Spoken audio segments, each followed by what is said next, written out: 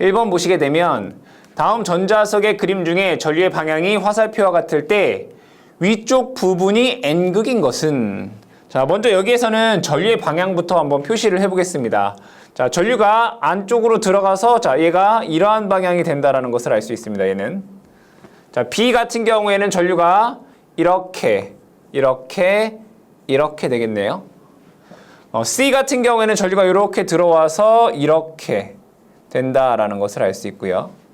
그 다음에 D는 전류의 방향이 이러한 방향이 된다라는 것을 알 수 있습니다. 그러면 앙페르의 오른나사 법칙에 의해서 전류가 이렇게 흐르니까 자속은 위쪽 방향이 됩니다. 그래서 여기에서는 자속이 이러한 방향이 되고요. 자, B는 이렇게 되겠네요. 그죠? 이렇게. 그래서 자속은 아래 방향으로 됩니다. 그리고 C는 전류가 이러한 방향이 되니까 얘도 아래 방향이 되고요. 얘는 전류 방향이 이렇게 되네요. 그래서 자속은 이렇게 됩니다. 그러면 자석에서 자속이 나오는 방향이 N극인 거죠. 그럼 여기가 N극, 여기는 S극.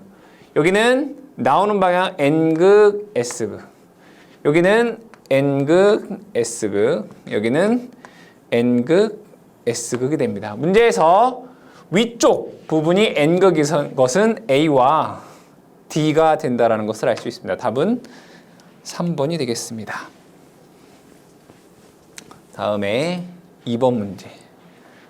그림과 같은 전기자 권선의 전류를 보낼 때 회전 방향을 알기 위한 법칙은 무엇이고 회전 방향은 어떻게 되는가라는 문제입니다. 여기에서는 이 자속과 전류에 의한 전자력을 묻는 거죠. 즉 자속이 있고 전류가 있을 때 이 회전 방향, 힘의 방향이 어떠한 방향이냐라는 것을 묻고 있는 것입니다. 이것은 전자력과 관련되기 때문에 플레밍의 왼손 법칙이 됩니다. 플레밍의 왼손 법칙. 자, 그리고 자속의 방향은 N극에서 S극으로 지나갈 것이고요. 자, 플레밍의 왼손 법칙을 한번 적용을 해보겠습니다. 자, 여기를 보시게 되면 전류는 들어가고 자속의 방향은 오른쪽입니다. 그럼 이렇게 되겠다. 그쵸? 맞죠? 전류는 들어가고 자속은 오른쪽이고 힘은 아래 방향이 됩니다. 여기에서는 이렇게 되겠네요. 그럼 힘은 위쪽 방향이 됩니다. 그럼 얘는 이렇게 시계 방향으로 돈다라는 것을 알 수 있습니다. 그래서 1번에 플레밍의 왼손 법칙 그리고 회전 방향은 시계 방향이다라고 찾아주시면 되겠습니다. 다음 3번 문제 보겠습니다. 직류기를 구성하고 있는 3요소는 무엇인가? 직류기에는 전기자, 계자, 그리고 정류자, 이게 3대 요소인 거죠. 하나를 더 추가하자면 브러쉬까지 얘기할 수 있지만 직류기를 구성하고 있는 3대 요소다라고 하면 전기자, 계자, 정류자가 됩니다. 답은 2번이 답이 되겠습니다. 4번 문제. 직류기에서 공극을 사이에 두고 전기자와 함께 자기회로를 형성하는 것은 이 직류기에 대한 것을 그려보면 여기에 전기자가 있고요. 전기자 옆에는 자속을 만드는 계자라는 것이 있습니다. 그리고 이 부분이 바로 공극이 되겠죠. 공극.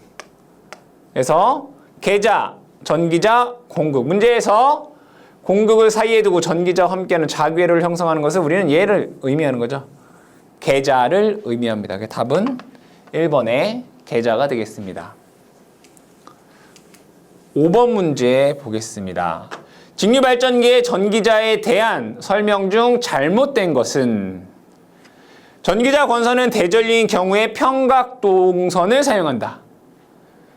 소전류인 것은 연동황선을 사용한다. 여기 보시게 되면 평각동선이라고 하는 것은 이런 네모난 전선을 뜻하고요. 연동환선이라고 하는 것은 동그란 전선을 뜻합니다. 그러면 대전류에서는 큰 전류를 흘려야 되기 때문에 면적이 더 넓은 걸 쓴다 이런 얘기예요.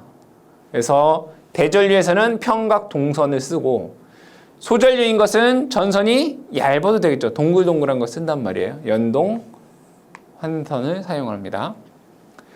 소형기에는 반패 슬롯을 사용한다.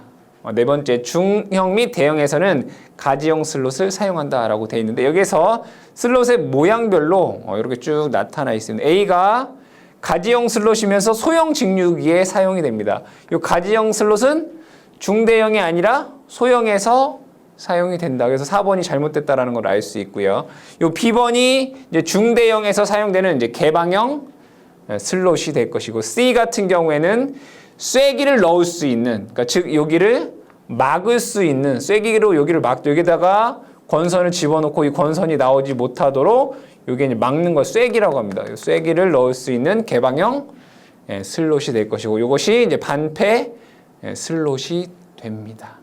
그래서 대형에서는 개방형을 쓰고 소형에서는 가지형을 쓴다라는 것 기억을 해주시기 바랍니다. 그래서 4번이 잘못되었습니다.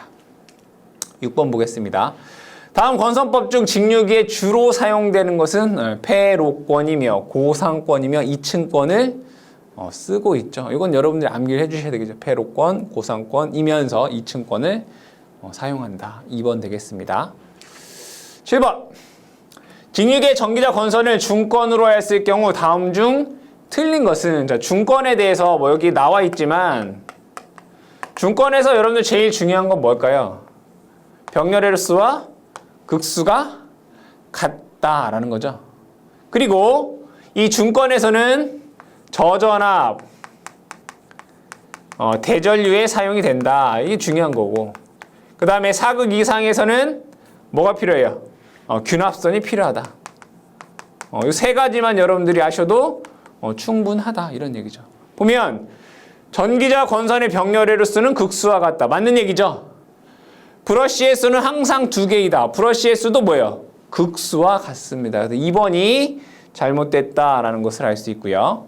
전압이 낮고 비교적 전류가 큰 기기에 적합하다. 저전압 대전류에 유리하다. 균합선을 접속할 필요가 있죠. 사극 이상에서는. 그래서 2번이 잘못되었다라는 것을 알 수 있습니다.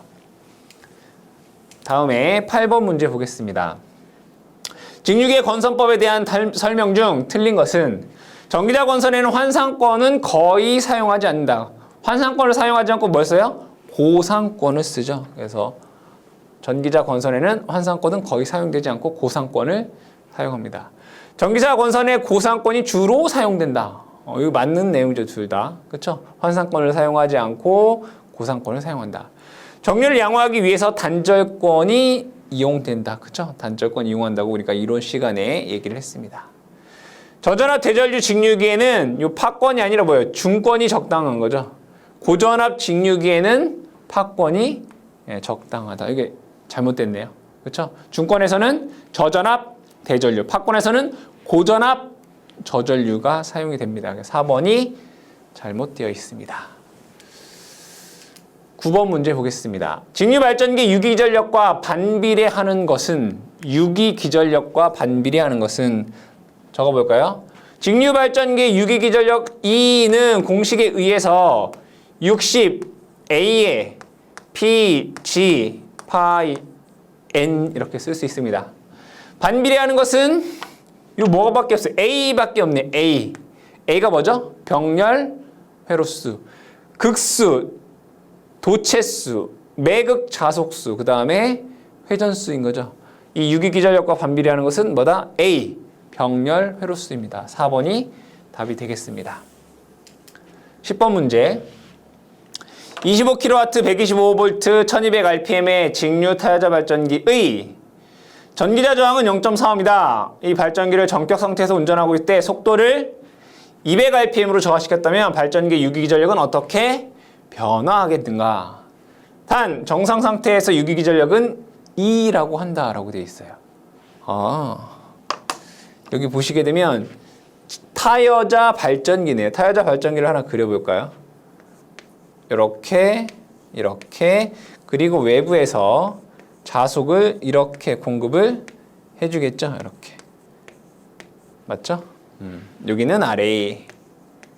근데 이게 유기기전력 2잖아요. 그쵸? 근데 이 유기기전력 2라고 하는 걸 뭐라고 쓸 수 있을까요? K, 파이, N 이렇게 쓸 수 있어요. 맞아요? K, 파이, N. 자, 근데 타여자 같은 경우에는 자속을 외부에서 공급을 알고 있어요. 그죠? 그럼 여기에서 요 파이는 일정하다라는 거예요. K 값은 어차피 기계상수잖아요. 그럼 여기를 통해서 유기기전력은 회전수에 비례하는구나 라는 것을 알 수 있겠네요. 근데 이 회전수가 1200rpm에서 얼마로 바뀌었어요? 200rpm으로 바뀌었습니다. 그러면 회전수가 몇 배가 된 거예요? 6분의 1배가 된 거죠. 그럼 유기기전력도 6분의 1배가 되어야 되겠죠. 그래서 답은 3번에서 6분의 1, 2라고 하는 값을 구할 수 있습니다. 즉 얘는 유기기전력이 K-파이-N 회전수에 비례한다라는 것만 아셔도 풀 수 있는 문제가 되겠습니다. 다음 11번. 600rpm으로 회전하는 타여자 발전기가 있다. 이때 유기기전력은 150이고 여자 전류가 5A이다. 이 발전기를 800rpm으로 회전하여 180 유기기전력을 얻으려면 여자 전류는 몇 암페어로 하여야 되는가? 라는 문제입니다. 보겠습니다. 얘도 10번 문제와 동일한 문제로 볼 수 있겠네요. 여기에 전기자가 이렇게 있습니다. 그리고 계자가 이렇게 있어요. 맞죠? 자, E는 여기에서 생산되는 E는 K, 파이, N 이렇게 되겠죠. 즉 여기에서 오는 것이 파이입니다. 그럼 여기에 공급하는 것이 계자전류 I, F가 되겠죠. 그럼 이 자속이라고 하는 것은 이 계자전류와 뭐예요? 비례하죠, 비례. IF가 파이죠, 그냥. 그럼 여기에서 자속 파이라고 하는 것은 이걸 파이에 대해서 써볼게요. 파이는 K, N 분의 2 이렇게 돼요. 그쵸? 그럼 여기서 무엇을 할 수 있어요? 자속 파이라고 하는 것은 유기기전력에 비례하고요. 자속 파이라고 하는 것은 회전수에 반비례한다 이거예요. 맞죠? 그럼 얘는 뭐에 비례해요? 계자전류 IF에 비례해요. 문제에서 IF 다시를 한번 구해보자 이거예요.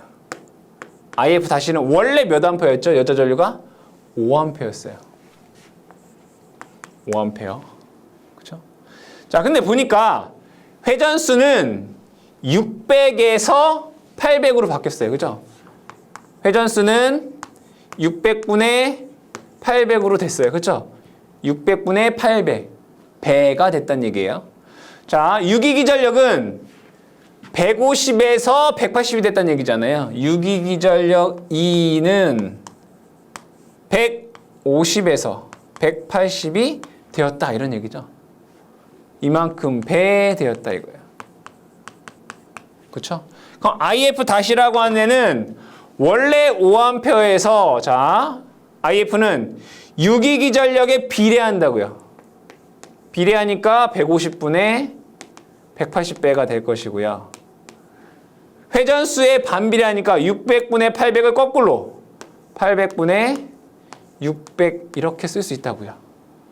그렇죠? 그럼 이것을 계산을 해보면 4.5A다라고 하는 값을 구할 수 있더라 이거예요.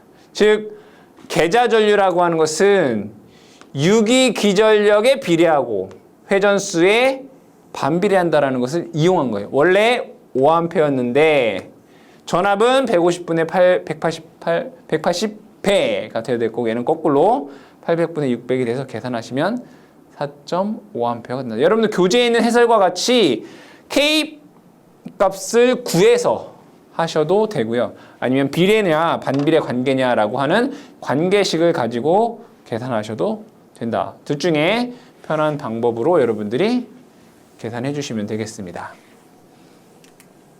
다음에 12번 문제 보겠습니다.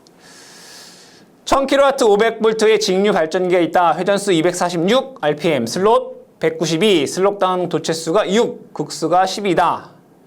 전보에서 자속이 얼마이냐? 단 전기자 저항은 0.006옴이고 전기자 권선은 단중 중권이다 라고 되어 있습니다. 이것도 회로를 그려보겠습니다. 직류 발전기 이렇게 되겠네요. 여기에 부하가 1000kW단 얘기고 여기에 걸리는 전압이 500V이다. 이런 얘기가 되겠네요. 그렇죠? 전기자 저항은 0.006이다. 0.006옴 이렇게 되겠고. 먼저 뭐부터 구해볼까요? 전류부터 한번 구해볼까요? 여기에 흐르는 전류는 I는 V분의 P 됩니다. 500분의 1000 곱하기 10의 3승. 계산해보면 2000 암페어 됩니다. 그럼 여기에 걸리는 전압은 2000에다가 요거 곱하면 되잖아요. 전류 곱하기 저항이 전압이잖아요. 2000에다가 전류 2000에다가 0.006 곱하면 12V 되겠네요. 그렇죠? 그럼 여기에서 유기기전력 2라고 하는 것은 유기전압 더하기 유기전압이잖아요. 두 개를 더하면 512V 이렇게 된다고요. 유기기전력이 512V란 얘기예요. 근데 여기에서 유기기전력 2라고 하는 것은 공식에 의해서 60A에 P, G, 파이, N 이렇게 쓸 수 있어요. 근데 문제에서 구하라는 게 뭐였죠? 매 극당 자속수. 이 파이를 구하는 얘기예요. 그럼 얘를 파이에 관한 식으로 쓰면 파이는 P, G, N분의 60, A, E 이렇게 쓸 수 있나요? 파이가 있으면 파이는 P, G, N분의 60, A, E 이렇게 쓸 수 있다. 그대로 대입해 보겠습니다.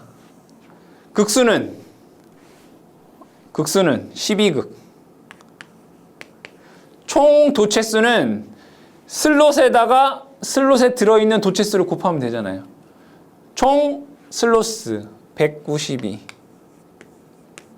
슬롯 내의 도체수 6. 이게 총 도체수 G예요, 이만큼이. 그렇죠? 이게 G.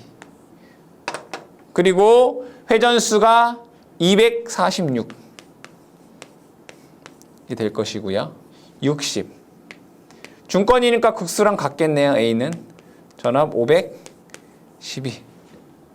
계산기로 계산을 해주시면 0.1084 웨버라고 하는 값을 구할 수 있습니다. 즉 여기에서는 여러분들이 유기기전력을 구하시고 유기기전력 공식 60A PG 파이 N을 알면 풀 수 있는 그런 문제가 되겠습니다.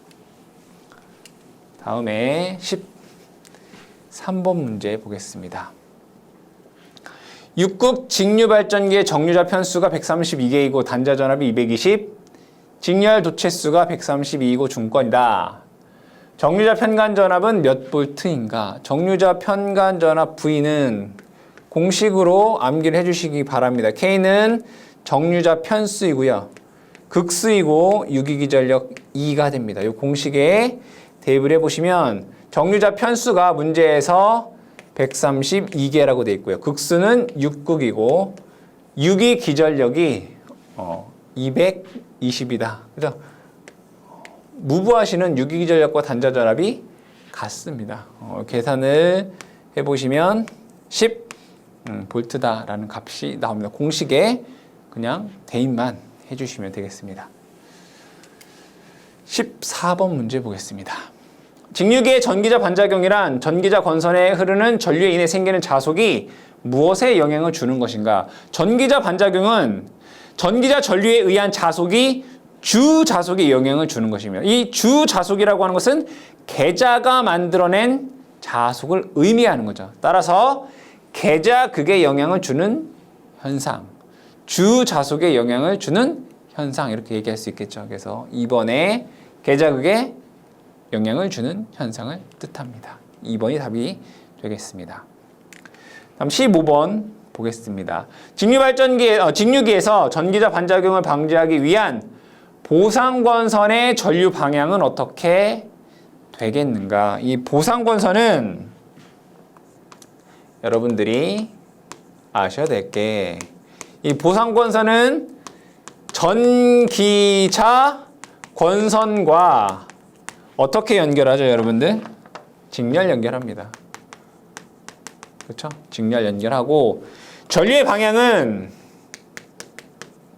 전류는 이 전기자 권선 전류와 어떤 방향? 반대 방향으로 흐르게 해서 이 전기자에 의한 자속을 상쇄시키는 거죠. 그로 인해서 전기자 반작용을 없애는 그런 역할을 합니다. 이 보상권선은 전기자 권선과 어떻게 직렬 연결하고 전류의 방향은 반대로 하게끔 해서 전기자 반작용을 상쇄시킨다. 그래서 전기자 전류의 방향과 반대이다. 답은 2번이 되겠습니다. 16번. 직류기의 전기자 반작용의 영향이 아닌 것은 전기자 반작용이 일어나면 첫 번째 뭐가 발생해요? 주자속이 감소합니다. 그럼 주자속이 감소하면 유기기 전력도 감소하겠죠. 두 번째, 중성축이 이동합니다. 그렇죠? 중성축이 이동함으로 인해서 브러쉬에 불꽃이 발생할 수 있죠. 전기적 중성축이 이동함으로 인해서 브러쉬에 불꽃이 발생. 그럼 브러쉬에 불꽃이 발생하면 세 번째 뭐예요? 정류 불량이 될 수가 있더라. 그래서 이 전기자 반작용에 의한 영향 세 가지다라고 보면 주자속 감소, 중성축의 이동. 근데 중성축이 어디로 이동하나요? 발전기는 회전 방향, 전동기는 회전 반대 방향으로 중성축 이동을 하고요. 세 번째, 정류 불량의 원인이 된다. 이 세 가지를 기억해 주시면 되겠죠. 그래서 1번 전기적 중성축이 이동한다. 주자속이 감소한다. 정류자 편사이의 전압이 불균일하게 된다. 그로 인해서 불꽃이 발생하고 정류 불량이 발생한다는 얘기가 됩니다. 자기여자 현상에 국부적으로 전압이 낮아진다. 자기여자 현상이라고 하는 건 뭐예요? 여러분이 동기기에서 배우겠지만 자기여자 현상이라고 하는 스스로 자속이 증가하는 현상이에요. 이 스스로 자속이 증가하게 되면 전압이 상승하게 됩니다. 얘는 직류기에서는 상관이 없는 내용이고 동기발전기와 관련이 있는 내용이다라고 보시면 되겠다. 4번의 잘못되었습니다. 17번. 직류기의 전기자 반작용을 방지하기 위한 가장 좋은 방법은 보상권선이죠. 보상권선. 그래서 보상권선 설치 되겠습니다. 18번. 직류기의 보상권선은 아까 얘기했었죠. 그죠? 전기자 권선과 직렬 연결하고 전류의 방향은 반대로 한다. 그래서 전기자와 직렬로 연결한다. 4번이 답이 되겠습니다. 19번. 직류 발전기의 보극에 관한 설명 중 틀린 것을 찾아라. 보극은 전기자 반작용을 감소시키기도 하고요. 정류를 양호하게 하는 역할을 합니다. 보겠습니다. 보극의 계자 권선은 전기자 권선과 직렬 접속한다. 맞습니다. 보극도 전기자 권선과 직렬 접속을 합니다. 두 번째, 보극의 극성은 주자극의 극성을 회전 방향으로 옮겨 놓은 것과 같은 극성이다. 이 얘기 한번 조금 해보겠습니다. 여러분들 교재에 있지만 여기에 N극, 여기에 S극 이렇게 있다라고 보면, 자, 얘를 만약에 시계 방향으로 이렇게 회전한다라고 보겠습니다. 그럼 얘는 플레밍의 오른손 법칙에 의해서 여기에는 이제 전류가 들어가는 전류가 될 것이고 여기는 나오는 전류가 됩니다. 전기자 반작용에 의해서 이것을 상쇄하기 위해서 보극을 설치하는데 이 보극의 극성을 보시게 되면 보극은 요 중성축에 놓습니다. 자, 이때 여기가 S극이고요. 여기가 N극 이렇게 됩니다. N극. 그럼 얘가 여기에 극을 물어보는 거예요. 극을. 이 발전기 같은 경우에 여기 볼게요. 다음에 오는 주자극과 같은 극성이다. 얘가 회전한 여기 N극, S극이었잖아요. 그죠? 다음에 오는 게 뭐예요? S극이에요. 그러니까 보극은 다음에 올 극과 같다고요. 얘가 회전했을 때. 회전 방향의 다음에 올 극. 그러니까 얘가 S극, S극이 되는 거. 얘가 회전하게 되면 이 보극은 다음에 뭐예요? N극이잖아요. 그러니까 이러한 극성이 된다 이거예요. 근데 이 내용을 읽어보면 보극의 극성은 주자극의 극성을 회전 방향으로 옮겨 놓은 것과 같다. 이걸 보면 회전 방향은 분명히 시계 방향이라고 했어요. 주자극의 극성을 회전 방향으로 옮겨놓은 거. 이 주자극을 회전 방향으로 옮겨놓으면 어떻게 돼? 이렇게 되죠. 그럼 여기 뭐가 돼요? N극, S극이 돼야 되잖아요. 반대로 잘못됐다 이거예요. 보극의 극성은 주자극의 극성을 회전 반대 방향으로 옮겨놓은 것 같죠. 얘를 이렇게 놔야지 N극, S극이 되잖아요. 발전기에서는. 근데 이 전동기에서는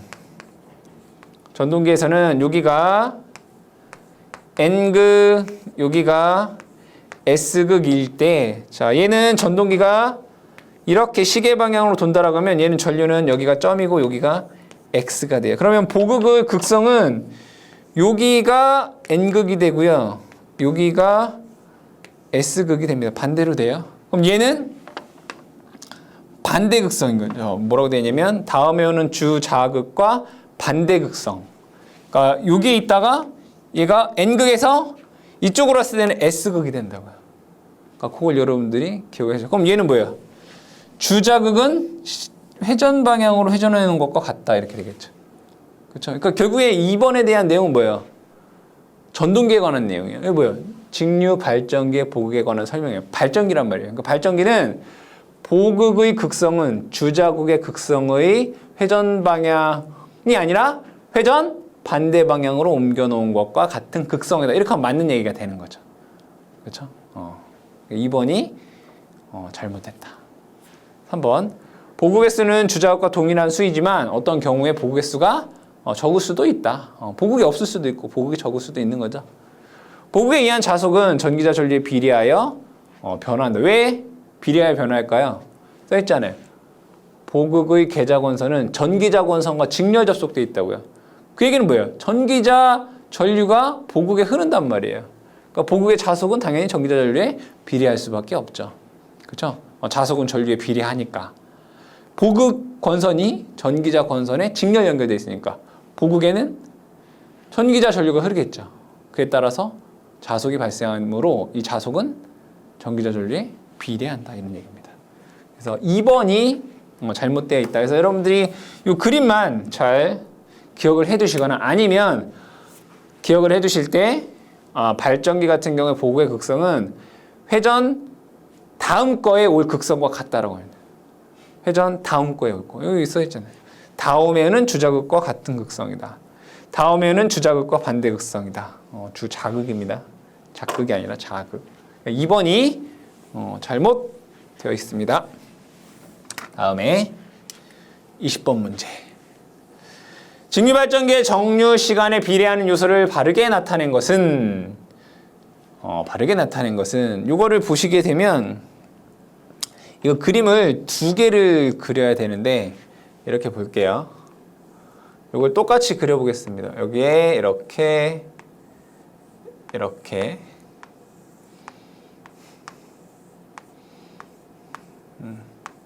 여기가 이제 이 부분이 되겠죠. 델타. 브러쉬는 여기가 정류 시작이에요. 정류 시작.